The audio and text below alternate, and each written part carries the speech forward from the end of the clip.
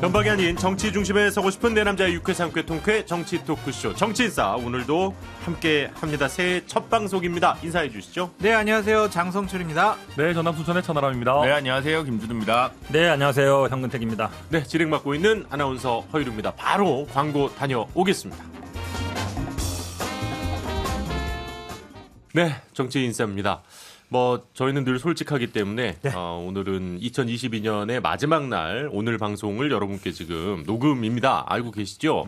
그렇지만 새해가 됐기 때문에 또 새해 인사도 전할 겸 해서 오늘 이 새해 2023년에 우리가 생각하는 이 정치에 대한 이야기를 좀 해볼까 합니다. 일단은 다들 올해 새해 복 많이 받으시고요. 새해 복 많이 네, 받으세요. 복 많이 받으세요. 건강하십시오. 예, 청취자 시청자 여러분들께도 인사 네 분이 직접 해주시죠. 네.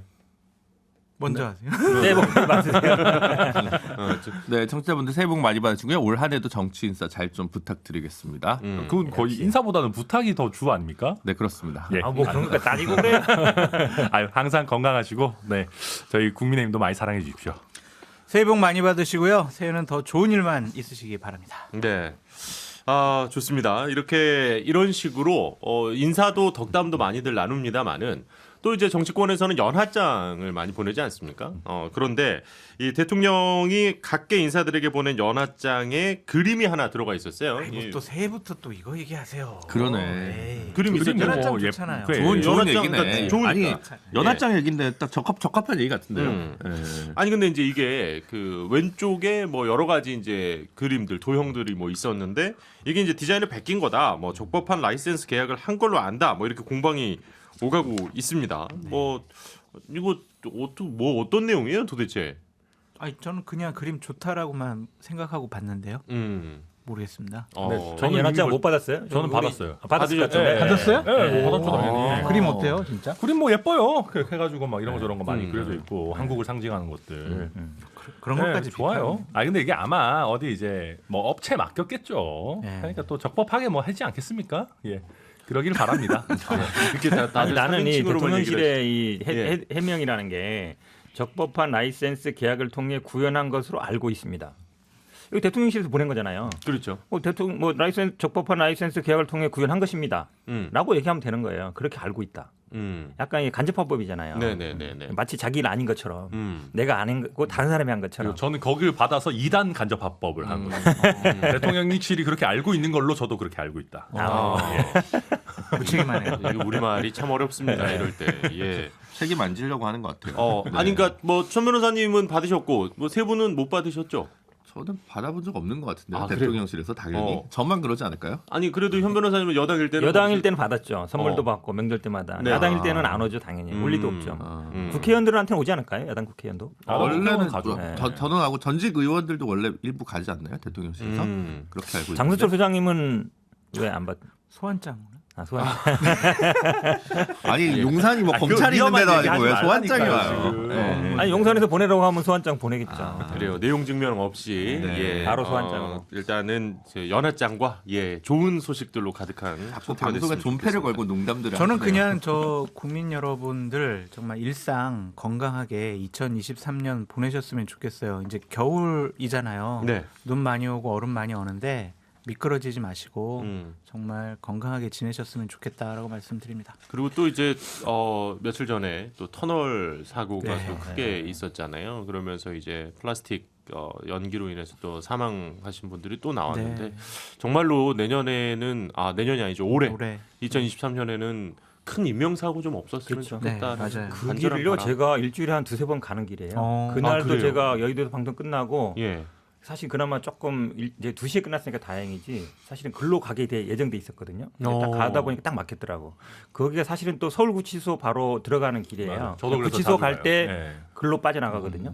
다닐 때마다 저는 사실은 그 방화 이게 유리인 줄 알았어요. 네네. 다 유리인 줄 알잖아요. 근데 그렇게 불에 잘 타는 건지. 강화 플라스틱이다 그러니까, 보니까. 플라스틱이라 그 예전에 대구 지하철 참사 때도 그 참사 일어나고 나서 지하철 내 가연성 관련된 것들을 확 줄이는 그랬죠. 조치를 했잖아요. 그러니까 지금 국토부 장관은 전수조사 한다는데 다 철거해야 되는 거 아니에요? 저는 그렇게 생각이 드는데 그게 아마 주변의 소음이나 생활 소음 이런 문제 때문에 아마 또 주민분들의 불만은 좀 있겠지만 저는 뭐 그 새로운 뭐랄까요 소재로 교체하는데 비용은 엄청나게 든다고 하더라고요. 네. 만약 그게 안 된다면 그래도 철거하고 안전을 지키는 게 낫지 않나 이런 생각이 좀 드는데 뭐 그 원희룡 장관께서 우리 방송 금기어지만 원희룡 장관께서 잘 왜 좀 금기어예요? 판단하셨으면 네. 좋겠습니다. 내년에 한번 좀 올해는 한번 좀 그러니까 나오실 이게 수 있죠. 결국 이제 비용 문제다 보니까 더 이상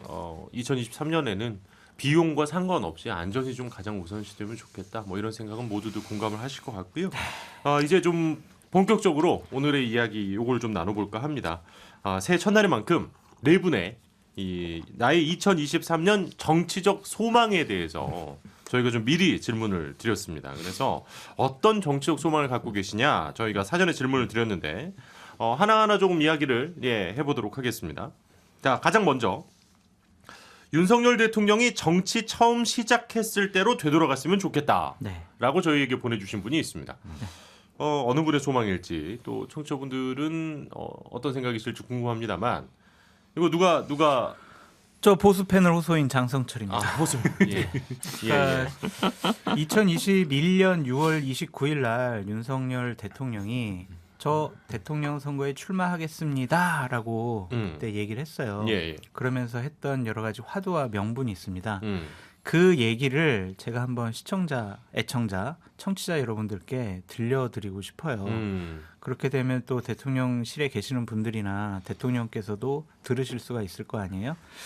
그때 대선 출마 선언하시면서 무너진 자유민주주의와 법치, 공정을 다시 세우겠다라고 얘기를 하셨고요.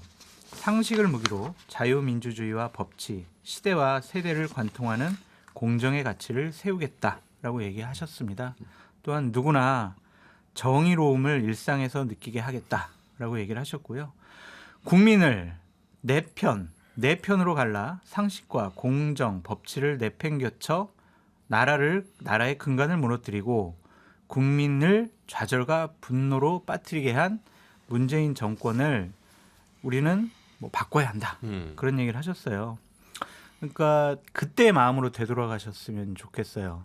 지금 대통령께서 보이시는 모습은 나와 다른 생각과 판단과 말을 하는 사람들은 불편해. 나 저 사람들하고 같이 안 있을래. 그런 모습이 보여지거든요. 그것은 대통령께서 처음 말씀을 하셨던 정치하겠다고 마음 먹었을 때의 마음과 지금 좀 다른 모습이 아닌가라는 좀 생각이 들어서 결국에는 정치인들 정치하다 보면 초심을 잃어버려요. 네. 자꾸 욕심이 생기기 때문에 그런 것이죠. 초심으로 돌아가셨으면 좋겠다라고 말씀드립니다. 장 소장님 얘기 들으면서 예. 제가 기억난 게 그 세 글자만 딱 바꾸면 될 것 같아요. 뭐 또 문재인 빼고 윤석열 딱 바꾸면 제가 하고 싶은 말 그대로 딱인데요. 그 세 글자만 바꾸면 완벽해요, 제가. 아직은 이제 8개월 이제 막 지난 정권이니까 우리가 다시 한번 좀 기대를 해봐야 될 것 같고요. 자꾸 처음으로 되돌아가야 돼요. 그때 내가 어떤 마음으로 왜 정치를 하게 됐는가, 왜 시작하게 됐는가 그런 것들을 끊임없이 생각하셨으면 좋겠습니다. 그 정치를 처음 윤 대통령이 시작하셨을 때 이제 장성철 평론가와 이제 컨택을 해서 만날 뻔했는데 그때 무산됐거든요. 그게 지금 이 오늘의 파국을 갖고 왔기 때문에 장 교수님은 굉장히 사담이 지금 들어가 있는 아니에요. 논평이 아닌가. 아닙니까? 그때 네. 그때 문성열 후보 만나려고 했다가 파토 났지 않습니까? 너무 많은 걸 기억하고 계세요. 김준호 변호사님. 알겠습니다. 너무 기억력이 좋아. 별걸 다 기억해. 그래도 네. 되게 애정 어린 거예요. 저는 처음에는 이게 장성철 교수님이 했던 소망이라고 생각 못했던 게 네.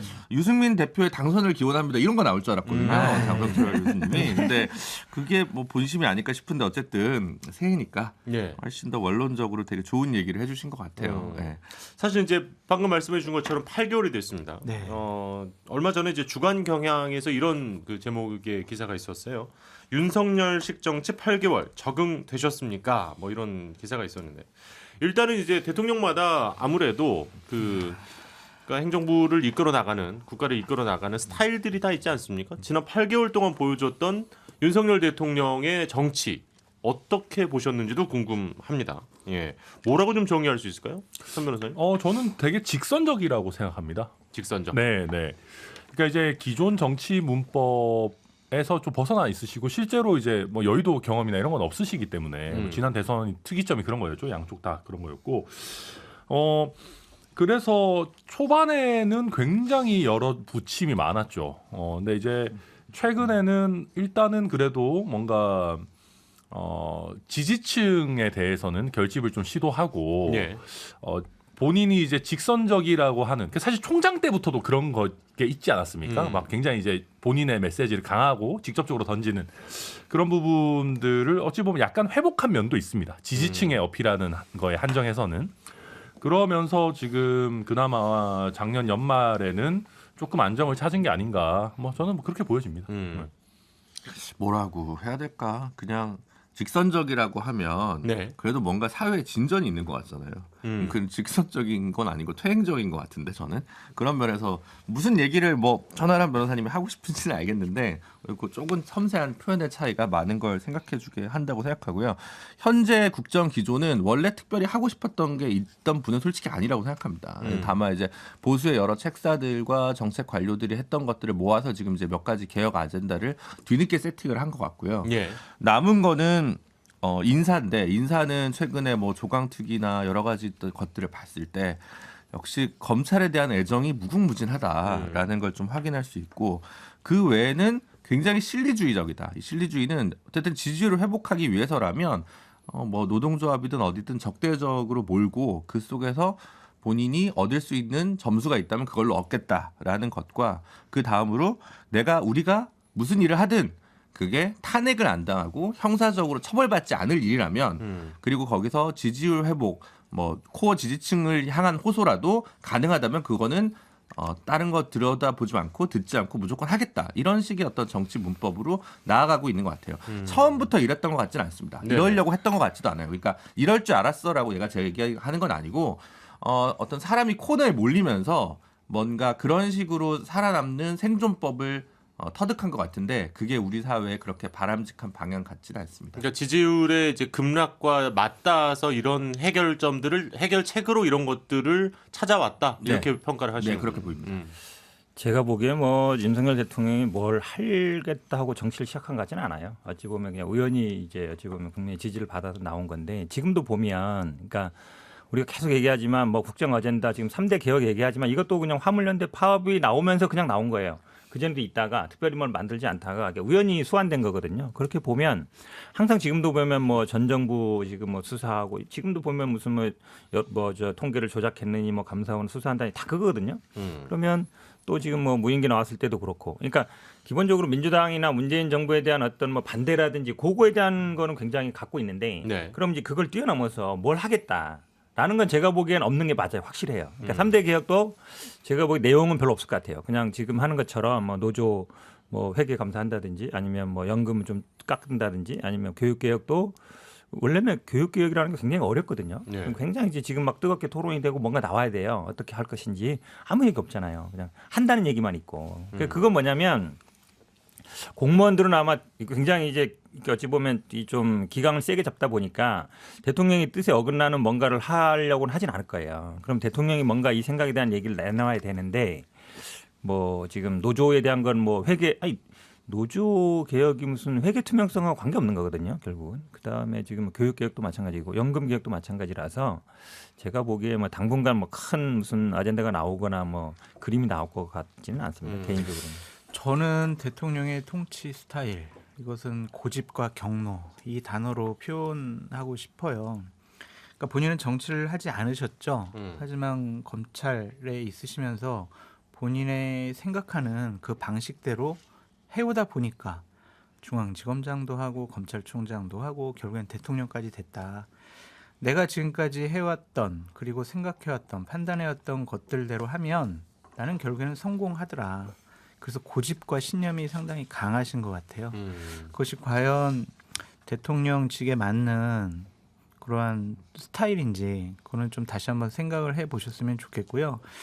경로라는 단어가 상당히 많이 대통령실로부터 흘러나왔어요. 네. 여러 가지 일들에 대해서 잘 안 됐을 때 대통령의 생각과 판단대로 안 됐을 때 보면 대통령께서 경로하셨다. 막 이런 얘기가 너무 많이 나오더라고요. 이것은 좀 좋지 않은 것 같아요. 최고 지도자가 경로를 하게 되면은요 참모 기능이 마비가 됩니다. 아무 말도 할 수가 없어요. 대통령이 화내는데 거기다 대고 누가 그거 아닙니다 이런 얘기를 어떻게 할 수 있겠어요. 그래서 대통령께서 솔직하게 감정을 표하시는 것 이것은 장점이 될 수 있지만 통치 스타일로 보면은 경로를 하게 되면 일단은 다른 사람들의 입을 막을 수가 있고 네. 그것은 결국에는 통제가 될 수 있다. 음. 그래서 2023년도에는 경로라는 단어가 대통령실로부터 좀 덜 나왔으면 좋겠다라고 말씀드립니다. 아니, 근데 진짜 경로하는 거예요? 그냥 그러니까- 쓸 말이 없어서 경로라고 내보내는 거 아니에요? 그러니까 저는 그렇게 생각하는데 왜냐면 어떤 뭐 특단의 대책을 지시했다거나 네. 뭐 이런 솔루션이 없고 음. 그런 게 없으니까 그냥 경로로 일단 워딩이 나가서 일단 첫 뭐랄까 뉴스에 대한 대응을 하는 게 아닌가라는 그 참모들이 생각했거든요. 무능한 거죠, 그러면. 아니 근데 아니, 저도 뭐 맨날 경로 예. 저희도 이제 문재인 대통령 때 막 경로 뜨면은 저희도 맨날 비웃고 그랬거든요. 음. 야, 대통령 뭐 맨날 경로하시냐 이랬는데 그러니까 저희도 너무 자주 하면 그런데 최근에 예를 들면 뭐 무인기의 국방부 대응 이런 거에 대해서는 저는 대통령 경로할 수 있다고 그치. 생각하거든요. 아니, 우리 뭐 다 경로하니까 군인들 다 조사하고 수사해야죠. 그러니까 책임지고 왜 안 하는 아무튼 거야? 뭐 그 압수수색하고. 경로가 너무 과하면 안 되지만 뭐 필요할 때도 있고요. 그 다음에 이제 저는 그렇게 봐요. 원래 약간 보수 정당에서 대통령을 배출하면은 뭘 하느냐보다 이상한 걸 안 하는 거에 더 집중합니다. 실제로. 그러니까 예컨대 저는 대통령의 경제 정책 뭐 대단한 거 하는 거 뭐 있냐라고 할지 모르지만, 그러니까 민간 주도를 한다라는 걸 명확하게 얘기하고 정부는 결국 우리가 룰을 공정하게 세팅하고 심판자의 역할을 한다라는 거 명확하게 하면서 뭐 이런저런 세제 지원이라든지 이런 걸 통해서 활기를 더하겠다. 사실 명확한 방침인 거거든요. 그런 방향성을 명확하게 가지고 있고, 그러니까 민주당이나 정의당 지지층에서 봤을 때는 철학 자체가 다르기 때문에 아 이거 안 맞는 거 아니냐, 퇴행적인 거 아니냐라고 얘기하지만 사실 그런 게 아니에요. 왜냐하면 저희는 그걸 말씀을 드리면서 국민들의 선택을 받은 거고. 네. 그래서 오히려 무슨 이상한 소득주도 성장이니 뭐 이런 거 막 탈원전이니 이런 거 이상한 거 안 하는 것만 해도 저는 보수 정당이 가지는 어떤 국정 안정감 이런 게 분명히 있는 거다 생각합니다. 현 변호사님 얘기까지 듣고 이 주제는 슬슬 마무리하죠. 안 하는 게 그러면 대통령을 왜 합니까? 지금 같은 경제 위기 상황이면은 뭔가를 해야 돼요. 근데 이제 윤석열 대통령이 항상 우리가 뭐 하이에크나 이런 것처럼 그냥 시장 경제 자유에 맡겨놓으면 된다. 그건 어찌 보면 경제가 좀 잘 돌아갈 때는 그게 맞습니다. 근데 지금은 안팎으로 굉장히 어렵거든요. 환율 문제든 뭐 이자 문제든 아니면 뭐 금리 문제든 이거에 대해서 정부가 좀 대책을 내놔야 돼요. 새해가 돼서도 많은 국민들이 아 올해 굉장히 어려울 거라고 다 예측하고 언론도 다 그러는 게 희망이 잘 안 보여요. 그럴 때 정부의 역할을 해야 됩니다. 사실은. 그 역할을 하지 못하면 정부의 존재 이유가 없어요. 그러니까 지금 말씀처럼 그냥 뭐 편안한 시기가 지금 아니다. 그럴 때는 아니어서 그렇고요. 그다음에 저는 그렇게 봅니다. 그러니까 경로가 가끔은 할 수 있어요. 근데 네. 저는 아마 이 경로라고 표현하지만 더 심한 말들을 많이 할 수 있다. 차마 아마 이제 대변인이 말로 못 옮기는 말이 많을 것 같은데 통치자는 그러면 안 됩니다. 왜냐면 아까 말씀처럼 장 소장님 말에 100% 동감하는 게 참모나 아니면 뭐 장관이나 이런 분들이 뭘 할 수 있겠어요. 막 화만 내고 이러면 그럼 말을 들어야 되거든요. 예. 근데 회의를 하면 자기 얘기만 계속 하고 남의 듣지도 않고 그럼 참모라든지 장관들도 뭘 제안을 해야 되는데 하고 싶은 생각이 안 들 거 아니에요. 그냥 가만히 있는 게 최고거든요. 가만히 있으면 중간을 가잖아요. 네네. 괜히 뭐 얘기했다가 욕만 먹을 바에는 안 하는 게 낫거든요. 그럼 뭐가 안 나와요. 근데 제가 보기에 지금 정부나 지금 대통령실이 그런 셈인 것 같아요. 3대 개혁 얘기 나온 지 벌써 몇 개월 지났잖아요. 뭐 플랜이 안 나오잖아요. 뭘 한다는 게. 그러니까 대통령 입만 바라보고 있는 거예요. 왜냐하면 깨질까 봐. 그러면 안 되거든요. 그러니까 어쨌든 소통을 열어주려면 본인은 가만히 있고 예. 1시간 회의하면 5분만 얘기하고 55분은 참모들 얘기를 들어야 돼요. 근데 지금 반대로 되고 있으니까 아무것도 안 되는 거예요. 아유, 구체적인 거 다 부처 차원에서 논의 열심히 하고 있죠. 근데 예. 교육개혁에서 예를 들어 제일 큰 게 유보 통합이거든요. 근데 뭐 빨라야 25년쯤에 뭔가 가닥에 잡힐 것 같다고 얘기하니까 정권 근데, 끝날 때 돼서야 모든 뭐 3대 개혁 이런 거는 성급하게 하면 안 되는 거죠. 그게 제가 하여튼 뭐 한 달 만에 마지막으로 갑자기 개혁안 나오고 이상한 말씀드리면 거죠. 예. 그 이 얘기까지 듣고 정리할게요. 최고 지도자는 항상 냉정하고 차분한 상황에서 여러 가지 결정을 해야 한다. 흥분된 상태, 화난 상태에서 뭔가를 말씀을 하시거나 결정을 하면 안 된다. 알겠습니다. 정치는 내 마음대로 되는 것이 아니다. 그렇게 말씀드립니다. 일단은 이 윤석열 대통령의 초심을 바라는 장 소장님의 2023년 소망과 함께 지난 8개월에 대한 평가까지 네 분의 의견을 좀 들어봤고요. 계속해서 뭐 광고 가기 전에 다음 주제 일단 시작을 하도록 하겠습니다. 여야 협치라고 2023년 소망을 적어주신 분이 있습니다. 누구실까요? 뭐 안 봐도 비디오죠. 야당이죠. 예, 여당이 변호사님. 그런 얘기를 할 일 없잖아요. 네. 야당인데 사실 지난 1년을 한번 돌아보면 맨날 싸우는 얘기잖아요. 감사한다, 수사한다. 압수수색 얘기를 뭐 몇 번이나 하는지 모르겠어요. 수사 얘기 나오고 맨날 그러면 사실 정치 실종이라고 보거든요. 여의도 굉장히 부정적으로 보지만 그래도 정치라는 건 대화와 타협과 협상이거든요. 그래서 이제 서로 주고받는 겁니다. 그게 나쁜 건 아니거든요. 그러게 정치지 않겠습니까? 근데 지금은 그게 전혀 안 되고 있어요. 그러니까 뭐 야당 대표도 이제 안 만나고 있죠. 그다음에 뭘 할 때도 협상 주고받으면 또 대통령실에서는 지난번에 이제 예산안 같은 경우도 그래도 여야가 어쨌든 주고받게 한 거잖아요. 그러면 최소한 대통령실에서 뭐 존중한다 정도 얘기는 나와야 돼요. 근데 뭐 우리는 불만이다. 제대로 안 됐다. 그래 버리면 당장 이제 여당 원내대표는 약간 자기 뜻대로 그냥 하고 대통령실이 어긋난 게 되기 때문에 이게 여당하고 또 대통령실도 안 맞으면 야당하고는 얼마나 더 안 맞겠어요. 그래서 좀 이런 상황을 새해에는 조금 개선해서 대통령실하고 여당도 코드가 잘 맞고 또 야당하고도 좀 만나서 좀 얘기도 하고 그런 상황이 좀 됐으면 좋겠습니다. 사실 이제 얼마 전에 윤석열 대통령이 이런 얘기를 하셨죠. 우리 공동체의 기본 가치가 자유다 뭐 이러면서 동의하는 사람들과는 협치나 타협이 가능하지만 자유를 제거하려는 사람들과는 함께할 수 없다. 그러니까 이게 어떻게 보면은 일종의 협치에 대한 본인의 생각, 뭐 기준 이런 것들이 이제 밖으로 드러난 건데, 자유에 동의하지 않는 제거하려는 사람들은 어떤 사람을 얘기하는 건지는 잘 모르겠습니다만은, 뭐 민주당, 정의당 자유에 어떻게 동의하시죠? 당연하죠. 근데 자유, 뭐 평등, 정의 이거는 사실은 뭐 우리가 항상 갖고 가는 개념이지. 그러니까 자유만 그거는 아니죠. 그러니까 윤석열 대통령이 얘기하는 자유는 힘 있는 사람의 자유예요. 재벌의 자유, 경제력 힘 있는 사람들의. 그거에 비해서 그럼 만약에 힘이 없는 사람들은 그 자유만 논하면 그럼 나에 대한 대택이라든지 그냥 뭐 재벌이면 그냥 무조건 마음대로 해도 되고 그건 아니거든요. 그러니까 제가 보기에는 뭐 지금 계속 자유는 뭐 수십 번 계속 하잖아요. 취임 때부터 얘기하지만 힘이 없는 사람들의 자유. 우리 뭐 언론의 자유도 마찬가지고요. 그다음에 정치적인 발언의 자유. 발언 이런 게 또 있는 거 있지 않습니까? 그런 것도 좀 생각하시라. 그러니까 패널의 자유도 좀 보장해줘. 패널의 자유도. 패널의 자유. 마찬가지죠. 그건 뭐 대통령 다 뜻이 반영된 거죠. 그런 부분이 굉장히 중요해요. 그러니까 자유에 대한 개념 생각 자체를 그러니까 권력과 힘과 뭐 돈과 이렇게 있는 사람들이 하고 싶은 대로 하는 게 자유는 아니다. 저는 근데 약간 그렇게 생각하는 것 같아서 좀 걱정스러워요. 요즘 그렇게 생각하는 사람 누가 있겠습니까? 그러니까 저희도 보면 대통령이 자유를 얘기하고 하는 것도 결국 헌법 가치를 얘기하는 거거든요. 그러니까 반국가 세력, 반헌법 세력이랑은 같이 할 수 없다라는 거고 뭐 당연한 얘기입니다. 정말 우리 사회의 근본 체계를 뒤흔들려는 사람으로부터는 우리 국가 체제를 지켜야죠. 근데 대통령이 취임식에서도 얘기했지만 결국 자유를 위한 연대를 얘기를 했거든요. 그때도.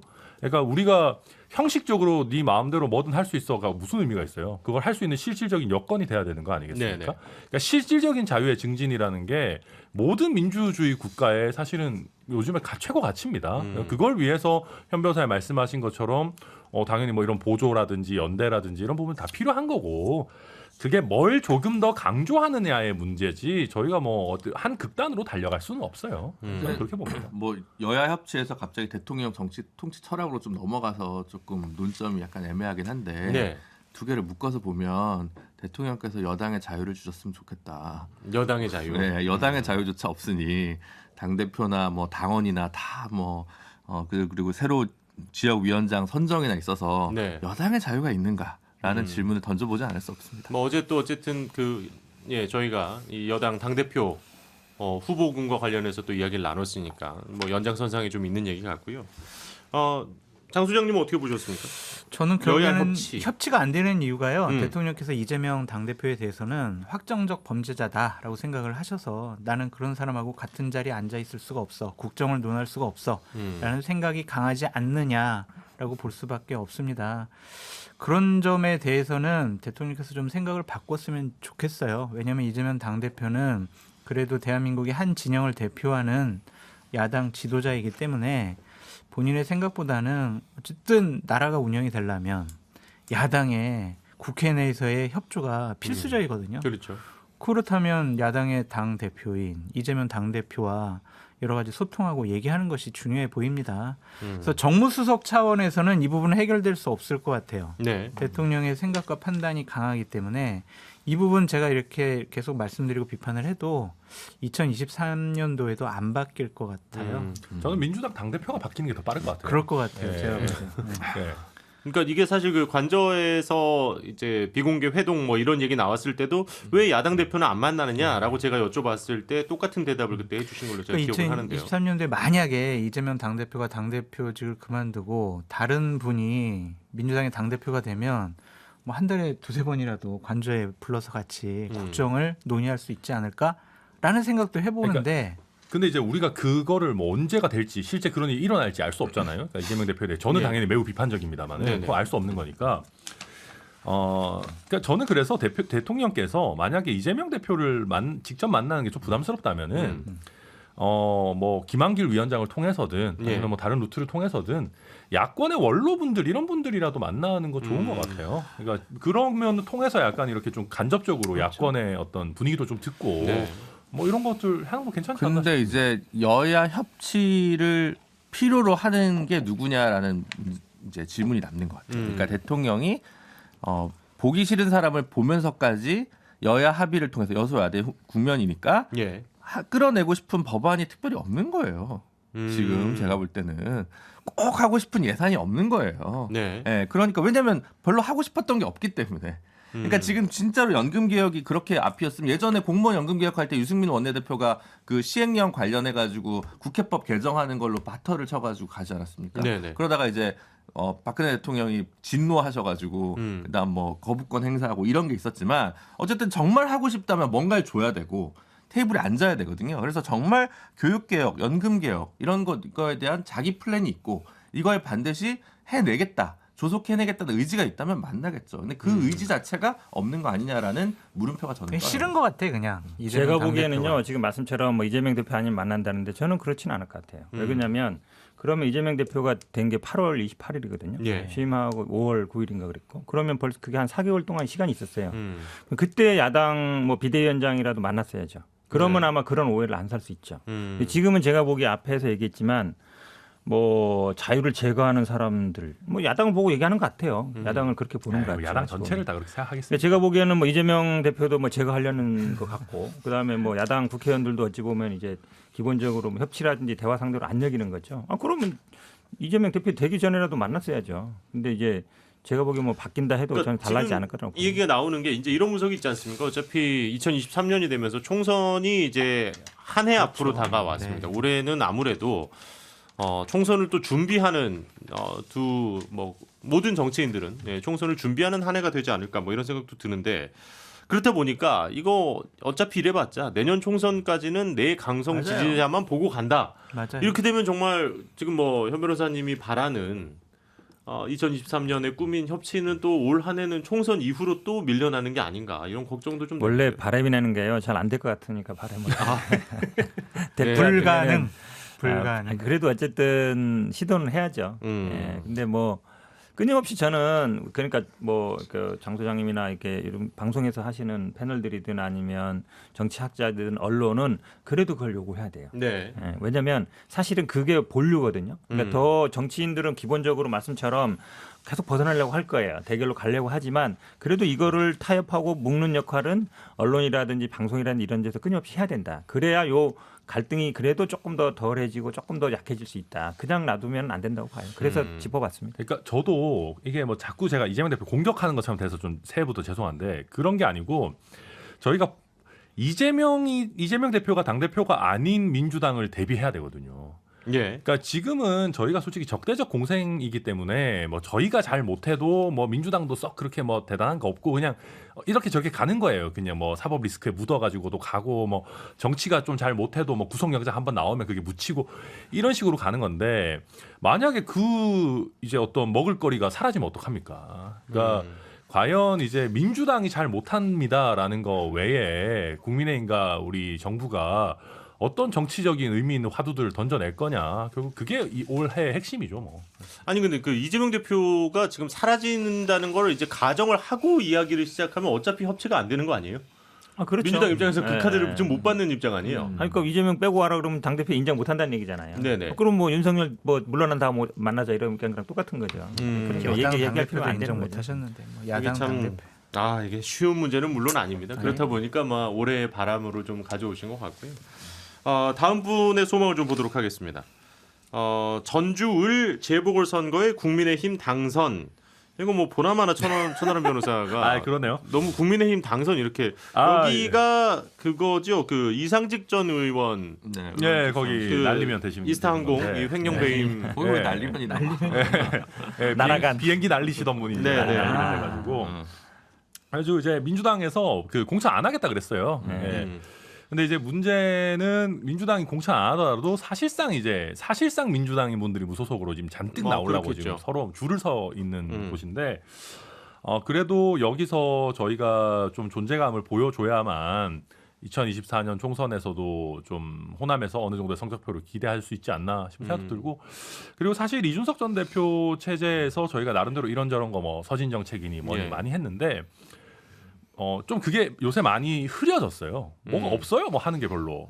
그리고 또 그것도 악재 아닙니까? 그 광주 쇼핑몰도 결국 안 됐잖아요. 거의 뭐 무산된 걸로 지금 얘기 나오고 있던데. 아니 뭐 그거야 뭐 이제 또 사업적으로 하는 거니까 뭐 이런저런 데서 또 뭐 할 수도 있겠죠. 근데 그러니까 무슨 얘기냐면은 뭐 제가 왜 이런 얘기 하면은 다들 또 저희 당에서도 야 그럼 네가 열심히 잘해야지라고 하니까 저도 할 말은 없는데 네네네. 그래도 전체적으로 지금 호남에서 국민의힘의 존재감이 굉장히 희미해지고 있다. 그러니까 그거를 한번 이번 재보궐을 통해서 좀 되살릴 필요가 있지 않나 뭐 그런 소망입니다. 사실 뭐 그 대선과 지방선거 국면에서는 호남 쪽의 약진이 상당히 좀 두드러진다. 뭐 이런 평가를 받았던 국민의힘 입장이다 보니까 최근 이제 그 기운들이 아예 잘 안 느껴지신다는 얘기잖아요, 현장에서는. 지금 만약에 지선을 새로 한다 그러면은 진짜 스코어 많이 떨어질 겁니다. 그나마 저희가 지난번에는 45%씩 넘겼고 뭐 이정현 뭐 후보 같은 경우도 꽤 선전하고 이랬는데 저희 뭐 시의원도 처음으로 나오고 그랬는데 네. 지금 같으면 택도 없죠. 네, 근데 결국 그 유권자들이 느끼시는 거거든요. 이게 뭔가 좀 구체적인 게 뭐가 나오는 거냐. 네.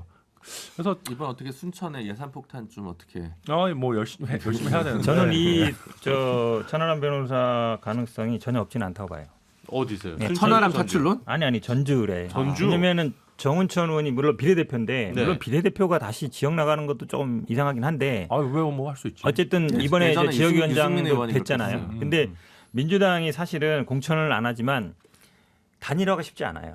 왜냐하면 이제 호남 지역 같은 경우에는 다음 선거를 많이 바라보기 때문에 네네. 그러니까 사실은 뭐 예를 들어서 뭐 TK라든지 PK라든지 이런 데는 어쨌든 단일화 시켜보는데 호남 전주 같은 데는 제가 보기에 그러니까 뭐 시민사회에서 단일화를 시도하겠지만 쉽지는 않을 거다. 근데 정은천 의원이 지역에서 예전에 당선된 적도 있잖아요. 그럼요. 여기에요. 그렇기 때문에 네. 16년에 그래서 그러니까 야당 후보들은 좀 난립하고 네. 정은천 의원은 어쨌든 현역 의원이고 예전에 당선된 적도 있어서 제가 보기 전혀 가능성은 없지는 않더라고요. 그러니까 이게 어떻게 보면은 이제 2등인데 가장 센 후보랑 이제 표가 나뉠 경우에 의외로 이제 2위권이었던 후보가 당선되는 경우들도 우리가 선거에서는 자주 보니까요. 그럼 교육감 선거 같은 데가 그런 게 많잖아요. 네, 네. 그 단일화가 안 되고 이쪽에서 한 명 나왔을 경우는 이길 수 있는 그러니까 가능성이 있는 거죠. 2016년에 정운천 의원이 요 지역에요. 전주을 여기서 37%로 당선이 됐었거든요.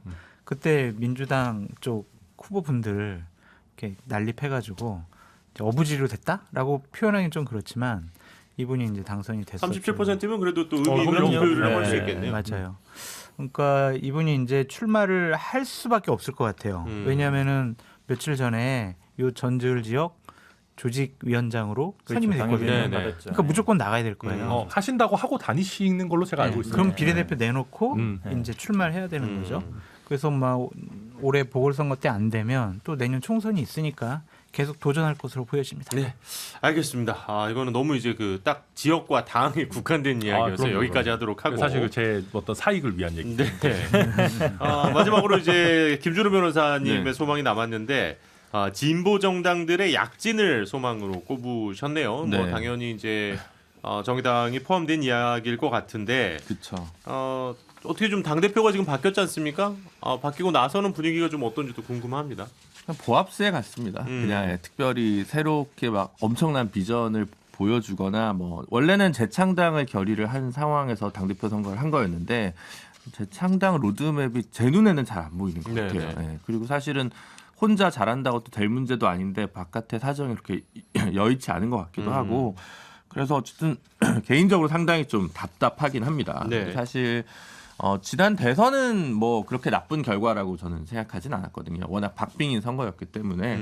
근데 지난 지방선거가 예를 들어 2002년부터 거슬러 올라갈 수 있을 것 같아요. 예. 민주노동당이 2000년에 만들어지고 2000년 총선은 좀 준비 없이 치렀고 2002년 지방선거부터 지금의 선거제도의 골간으로 이제 온 건데 1인 2표제 지방선거부터 그랬거든요. 예. 그때부터 20년 동안 보면 2번이 역대 최하의 성적표라고 할 수 있습니다. 예. 그리고 좀 비슷한 게 근데 사실 또 뭐가 있냐면 그 2007년 대선 이후에 2008년 총선에서 투표율이 엄청 내려가면서 보수 정당이 엄청난 이익을 먹고 뭐 민주당이나 뭐 그 당시 민주노동당이 엄청 이제 선거에서 그 대선 패배 후유증으로 남아서 예. 유권자들이 투표장에 안 오면서 크게 졌거든요. 사실 이번도 좀 그런 차이는 있습니다. 왜냐하면 대선 투표율이 77%였는데 지방선거 투표율이 50%좀 됐나요? 네네네. 확 떨어졌으니까. 조금 넘죠. 예. 네. 그러니까 그 차이가 되게 또 반영된 부분이 있어서 찍던 분들이 어디 아주 안 가신 게 아니 투표장에 안 오셨던 것 같긴 하지만 어쨌든 전반적으로 올해 하반기에 각종 여론조사 지표 보면 여전히 뭐 3%에서 6% 사이를 네. 정의당 기준으로 왔다 갔다 하고 있습니다. 그래서 그거는 좀 벗어나서 좀 뭐 어떤 변화가 있든 뭐 한 9% 10%대로 좀 복원되는 어떤 정치를 보여줬으면 좋겠다. 꼭 정의당이 아니더라도 녹색당, 노동당, 뭐 진보당 이런 네네. 진보 정당들이 뭔가 좀 더 새로운 실험을 해서 국민들한테 좀 더 다가갈 수 있는 한 해가 됐으면 하는 바람입니다. 가능성이 보여요? 근데 보시기에? 쉽진 않아 보입니다. 솔직히 말씀드려서. 근데 이제 이따가 뭐 우리 얘기할 수 있는 뭐 선거제도 개혁이나 이런 제반 조건도 있겠지만 노동조합이나 뭐 사회운동이나 뭐 학생운동이나 기존의 진보정당 주변에 있던 조건들이 좀 그전에 비해서 달라진 것들, 좋아진 네. 것도 있고 나빠진 네. 것들 거기에 좀 적응하고 조응하는 데 있어서 좀 실패한 부분이 있지 않나라는 생각이 좀 많이 들고 그러니까 제가 고민이네요. 삼자적인 입장에서 정의당 예전에는 관심이 많이 갔었고 와 저런 정당 필요하다라고 생각이 들었거든요. 한때는 또 캐스팅 보트로서도 상당히 또 힘을 그럼요. 발휘했던 네. 적도 있었죠. 데스노트 이런 거 봐. 심판자로서의 네, 역할을 그러니까요. 했었죠. 근데 지금 보면은 정의당의 눈길이 안 가는 이유가 뭐냐면 그러니까 노회찬, 심상정 이 이후에 스타 정치인이 없어요. 맞는 말씀입니다. 장혜영, 류호정 계시잖아요. 그러니까 그분들이 이제 노회찬, 심상정 그분들만 죄송합니다. 제가 아닌 괜한 것 소리를. 같아서 예. 네네. 그래서 그런 분들이 갑작스럽게 또 짠 나타날 수가 있을까라는 그렇죠. 그런 또 회의감도 있고. 맞는 말씀이죠. 그분들은 사실 이제 7, 80년대 노동운동의 역사성 속에서 나온 분들이기 때문에 단순히 개인 자질은 아니잖아요. 그런 문제도 있지만 그래서 사실 지난 총선 때 보면 뭐 정의당이 그때 뭐 우리 신장식 변호사님 논란도 있었고 네네. 뭐 유호정 의원 논란도 있었지만 사실은 표도 많이 나왔고 지지율도 많이 나왔습니다. 근데 그게 한 9%대가 나왔었고 270만 분 정도가 찍어 주셨거든요. 그럼 그 2018년 지방선거 때보다도 많은 표를 얻은 거였어요. 네네. 근데 지금 훅 떨어졌단 말이죠. 그러면 어떡하냐? 제가 볼 때 지난번에는 상품성에 대한 논란이 있음에도 정의당이라는 브랜드로 찍어주신 유권자분들이 있었다면 이제는 브랜드에 대한 그 가치가 하락했기 때문에 네네. 상품성이 굉장히 제고돼야 된다. 그래서 비례대표 후보가 아무래도 어떤 사람이냐, 네. 거기에 과정의 공정성보다 전략 공천을 하더라도 조금 진보 정당의 미래를 짊어질 수 있는 약간 조금 너무 어리지는 않고 그러니까 그런 얘기 되는 분들. 사람이 필요하다. 네, 그게 좀 얘기 필요한 되는 것 같아요. 사람이 그런 필요하다. 전략적 판단이 좀 필요한 것 같아요. 그러니까 얼마 전에 이제 유호정 의원이 카타르 월드컵 때 본인 뭐 국회에서 공식적으로 출장은 갔지만 거기서 이렇게 사진 찍고 그러한 내용들을 이제 SNS에 올린 거 보면 과연 이게 정의당 의원으로서의 저런 모습 보이는 게 맞을까라는 좀 생각이 들더라고요. 그러니까 그런 점에 대한 실망감이 정의당에 대한 실망감으로 나타나는 것 같아요. 그리고 또 이제 민주당과의 또 관계 설정도 늘 언제나 좀 고민되는 뭐 그런 이슈이기도 그렇죠. 네. 한데 현 변호사님 의견까지 듣고 우리 좀 공통된 이야기 하고 오늘 마무리할까요? 정의당 얘기는 뭐 굳이 할 건 없는데 무시하는 거예요 너무하는 지금? 거 아닙니까? 너무하시네요. 아니 왜냐하면 지난 대선이 어찌 보면 하나 보여준 거잖아요. 0.7% 차이였는데 정의당이 2.2%가 가져갔으면 사실은 이제 관계는 저는 뭐 이제 각자 가는 길이라고 봐요. 근데 제가 지역이나 이렇게 해보면 열심히 하는 예를 들어서 노조와의 운동이든 뭐 비정규직이든 시민사회 분들은 이제 진보당 분들은 굉장히 열심히 활동을 해요. 열심히 하고 있고 쭉 꾸준하고. 근데 정의당은 그렇게 별로 보이지 않아요. 그럼 사실은 그 정의당의 지지율들을 진보당이 가져가고 있는 건 지난번에 이제 지방선거 때 어느 정도 보였어요. 네. 지방선거 때 진보당 쪽이 굉장히 기초의회는 많이 됐거든요. 정의당 많이 안 됐고. 근데 그거는 제가 보기에 다음 총선이나 갔을 때도 더 갈 수 있어요. 왜냐하면 결국은 정의당이나 진보당은 노조라든지 지역 시민사회라든지 이런 사람들하고 끊임없이 계속 소통하고 활동을 해야 됩니다. 네. 그냥 명망과 몇 명 가지고는 유지가 안 돼요. 근데 그런 거를 제가 보기에 정의당이 좀 놓치고 있지 않나. 그 부분을 제가 보기에 진보당이 조금씩 잠식해가는 그런 상황인 것 같아요. 사실 뭐 좋은 지적이십니다. 네, 뭐 대선 때 얘기는 뭐 굳이 여기서 다시 언급할 필요는 서로 없을 것 같아서 뭐 그렇다고 해서 정당이 후보가 그러면은 뭐 물러나야 되느냐 뭐 또 아이, 이런 그건 아주 아니죠, 근원적인 당연히. 또 네. 이야기가 되기 그럼요. 때문에 그 얘기는 뭐 여기까지 하고요. 예, 오늘 마지막 주제로 요 얘기하고 마무리하도록 하겠습니다. 공통적인 소망도 뭐 네 분들에게 이제 여러 가지 몇 가지 의견을 듣다 보니까 이 공통적으로 주신 정치적 소망이 바로 정치 개혁에 대한 이야기들은 네 분이 공히해 주셨다고 합니다. 그 중에서도 역시 이제 선거제도 개혁과 관련해서 역시 이제 김준우 변호사님께서 계속 그동안 여러 가지 이야기들을 많이 들려주셨기 때문에 그 일단 지금 국회에서요 이 선거제도 관련돼서 발의된 법들이 좀 있잖아요. 지금 이제 선거제도를 핵심으로 놓고 보면 김두관 안, 전재수 안, 이탄희 안, 김상희 안, 박주민 안, 이상민 안 이렇게 있고 윤호중 안이 지금 돌고 있어요. 제가 알기로. 네. 그래서 요게 이제 그 야권 쪽이고 그 국민의힘은 5개가 있는데 네. 전주회 안, 곽상도 안, 권성동 안 몇 개 있는데 5개가 다 박상도와는 왠지 이름만 들어도 안 될 것 같네요. 예. 5개 내용이 똑같아요. 이거는 병립형으로 돌아가자. 병립형. 병립형으로 돌아가자. 이 5개 내용이 그냥 같다고 보시면 되고 민주당 쪽 한 7, 8개는 조금씩 내용이 다른데 네. 어쨌든 선거제도 개혁을 좀 해보자라는 취지로 있는데 주로 중대선거구 얘기가 좀 많습니다. 그리고 김영배 의원 안도 있는데 거기는 준연동형을 좀 더 확대 강화하자 이렇게 있고요. 그래서 뭐 그거 되겠냐? 예. 여의도 가면 제가 기자회견 하러 가면 기자들이 왜 왔어요? 그래서 선거제도 되겠어요. 뭐 근데 제가 이거 처음 시작할 때 제가 끼어든 게 한 2015년부터 이렇게 끼어들었는데 뭐 그런 얘기 안 들은 적은 없거든요. 네네네. 근데 이제 이게 될 수밖에 없느냐? 요걸 좀 설명을 드려야 될 것 같은데 그 이대로 두면 준연동형에서 캡이 사라지는 좀 더 비례성이 강화된 선거제도가 실시가 됩니다. 예. 그리고 위성정당을 방지할 방법은 없어요. 요걸 그대로 그냥 갈 거냐? 근데 이제 그렇다면 병립형으로 돌아갈 거냐? 민주당이 병립형으로 돌아가는데 도장을 찍어주지는 않을 겁니다. 네. 그러면 만약에 국민의힘이 새로운 선거제도 개혁안을 가지고 오지 않으면 위성정당을 또 만들어야 돼요. 참으로 공정하고 상식적이죠. 그죠? 그렇기 때문에 어쩔 수 없이라도 뭔가 논의해보자라고 테이블에 국민의힘도 나올 수밖에 없지 않냐. 네.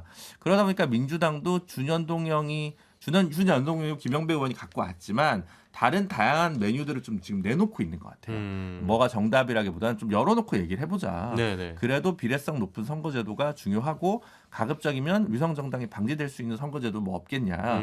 이런 의견들을 지금 나누고 있는 시기인 것 같고 야. 천하람 변호사님 요즘 또 전국을 다니면서 이 운동을 또 동참하고 있습니다. 우리 천 변호사님이 이거에 굉장히 지금 진심이에요. 굉장히 진심뿐만 아니라 큰 그래요? 역할을 하고 있어요. 고맙습니다. 여야를 또 통틀어서 제가 보기에 천 변호사님 의견이 굉장히 중요합니다. 아니 뭐 일단 천 변호사님 얘기도 네. 좀 들어보죠. 이게 이제 저랑 민주당의 이탄희 의원 뭐 그 이동학 최고위원 뭐 이렇게 해가지고 젊은 사람들 해가지고 하는데, 그러니까 저는 근본적으로 그런 거예요. 그러니까 우리가 지금까지 계속 싸워온 게 정의당의 영향도 있는데 비례 가지고 잔뜩 싸웠어요. 네. 그러니까 지역구는 우리가 뭔가 손을 못 댈 것 같다라는 생각을 해서 그런지. 근데 사실은 뭐 절대 다수의 250개가 넘는 거는 지역구 의원이잖아요. 그렇죠. 그래서 이런 거를 좀 손을 보자라는 생각인 거고. 그리고 지역구 비율을 좀 낮추고 비례성을 높이기 위해서는 비례대표의 숫자를 늘려야 한다는. 그런 논의도 물론 있고요. 네. 그거 외에도 사실은 저는 뭐 중대선거구가 오히려 낫다 이런 생각 많이 하고 있습니다. 그러니까 제가 보니까요. 당의 힘이 너무 세고 유권자의 힘이 너무 약해요. 그러니까 근본 고민은 그겁니다. 네네네. 그러니까 왜냐하면은 그러니까 어떤 선거구가 꼭 좋고 나쁘고 이런 거 없어요. 그러니까 각 나라마다 좋은 대로 하면 됩니다. 근데 우리는 각 당이 갖고 있는 어떻게 보면 텃밭이라는 게 워낙 아직 강하고 네. 그러니까 지금 우리도 맨날 첫날 얘기하는 게 뭐 공천 받으려고 막 난리 치고 의원들이 소신도 발휘 못하고 막 유권자들은 그 사이에서 온데간데 없고 이런 얘기를 계속 하잖아요, 우리도.